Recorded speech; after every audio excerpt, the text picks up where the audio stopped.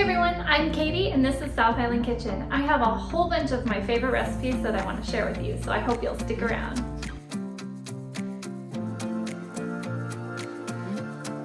Hey everyone, welcome back to my channel. I have a special family recipe that I want to share with you today. I'm going to show you how to make my grandmother's homemade applesauce. She used to live in the city and she would go out back in the alley behind her house, and her neighbors gave her permission to pick up all the apples that had fallen from their trees. So she'd take a little sack with her, pick up all the apples, and then bring them home and make homemade applesauce. And my grandma's homemade applesauce was always just the sweetest, so yummy. I loved my grandma's applesauce, and she taught my mom how to make it, and my mom taught me. So the recipe has been passed down. I've also showed my daughter how to make it, so it's like a 4th-generation applesauce. It's very sweet, and I think my favorite thing about my grandma's applesauce was that it was a little bit chunky. It wasn't like pureed like baby food, but it had those little bit of apple chunks in it, which just makes it that much better. Anyway, I'm gonna show you how to make this special homemade applesauce from my Grandma Sport.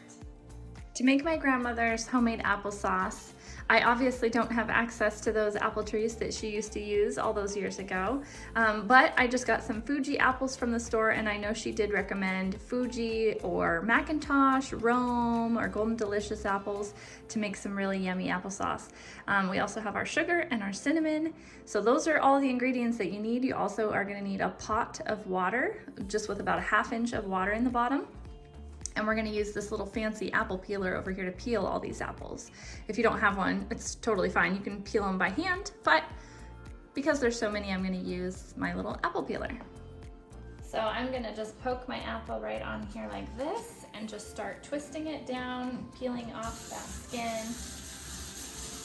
So growing up, my mom always used to make my grandma's homemade applesauce whenever we would have pork chops. And since I'm going to be making my family's favorite pork chops tonight, I thought we have to have some homemade applesauce to go along with it. And I have made a video on how to do the pork chops, so I will link that at the end of this video. That was actually the very first video I did on YouTube, was how to make those yummy pork chops. So that's what we're having for dinner tonight, and I'll link that video for you. And then also, when you get done peeling your apple on this little turn thing, sometimes, you know, there's still the top and the bottom that are, you know, that it doesn't get to. So I just take and peel it off with my peeler like this, just like that. And then we're going to use one of those apple slicers that take out the core in the middle. I have my 8 Fuji apples peeled, and now I'm going to go ahead and cut them up and take out the core. So I'm just going to line that up in the center there. And then once I have all my little wedges here, like this, my little apple wedges, I'm just going to go ahead and cut all of these in half.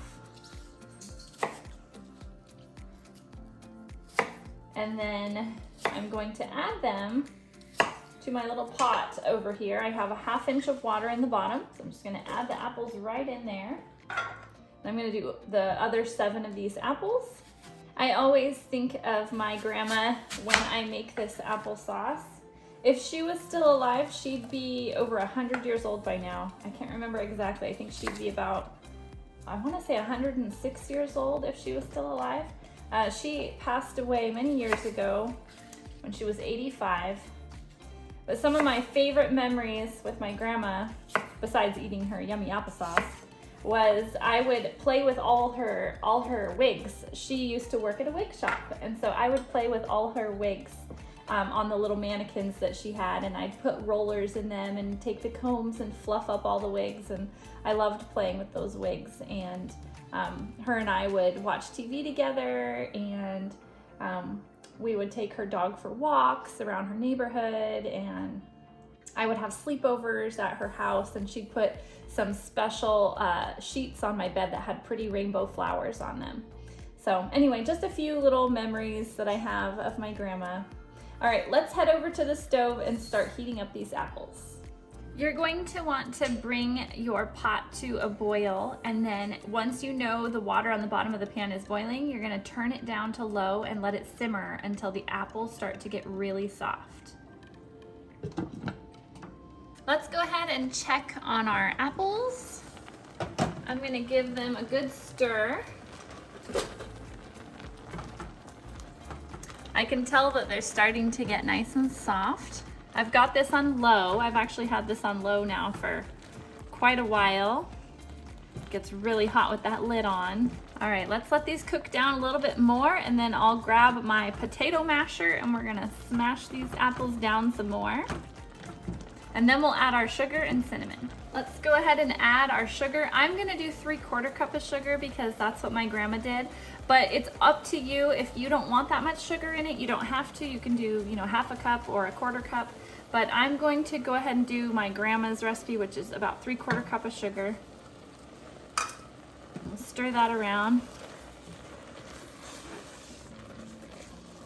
And then I'm gonna sprinkle in a little bit of cinnamon. I don't really measure the cinnamon. I just carefully, a little at a time, because you can't obviously take it out if you put too much. So just a little bit at a time, maybe a 1/4 teaspoon. And then I'm gonna grab my smasher. I'm gonna smash it down.